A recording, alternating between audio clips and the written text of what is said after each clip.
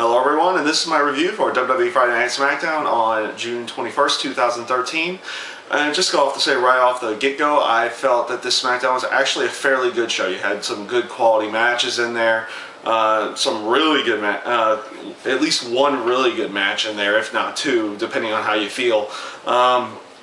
Going just to say right off the get-go, like the segment right at the beginning of the show with Daniel Bryan and Randy Orton, you know, making it basically canceling the match with Daniel Bryan and Dean Ambrose to continue on with what they had going on Monday night.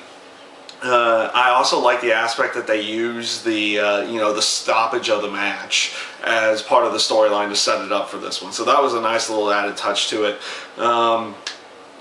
Seeing, of course, with Christian's return on Monday, good to see Christian on SmackDown as well. It looks like they're going to be putting him in with the Shield for the time being. That might be a nice little, change of pace for the Shield's feud with whomever they're going to be going with, whether Kane and Daniel Bryan are going to stay in there and add Christian in, or if it's just going to be a whole new group of 3 people going after the Shield at this point, with Christian at the helm for it. So we'll see where they go with that. Pretty good match with Sheamus and Cody Rhodes in there. They've been running this Cody Rhodes, Damian Sandow versus Sheamus deal for a while now. We'll see how much longer they'll actually keep on going with it. The feud, pretty much match-wise, has been really good. Storyline-wise, it hasn't really progressed much over the last few weeks. Hopefully they'll do something that will actually make it progress a little bit further. The match with AJ and Natalya, it was an okay match for a Divas match on TV. It did go a little bit longer this time. Good to see that they're going to keep going with AJ going over, not trying to make her like the weak champion, but they're making her more of a strong champion at this point. So that's a nice little added touch to that as well. So we'll see how much longer they'll go with that.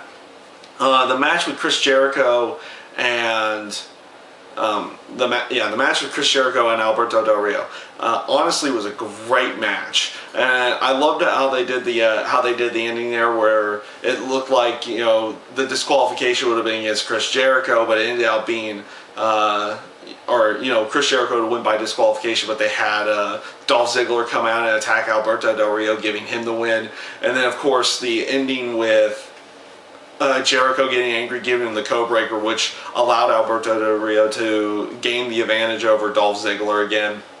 Just continuing on with what they had started on the pay-per-view Sunday with Alberto attacking Dolph Ziggler's head, trying to go after the whole concussion deal. I like where they're going with this storyline of like how Alberto Del Rio is focusing on the injury and how they've actually made him go back to a heel in this sense. So I feel like they're doing a really good job with it. We'll see how they how long they go with it, and where it goes here in the near future as well.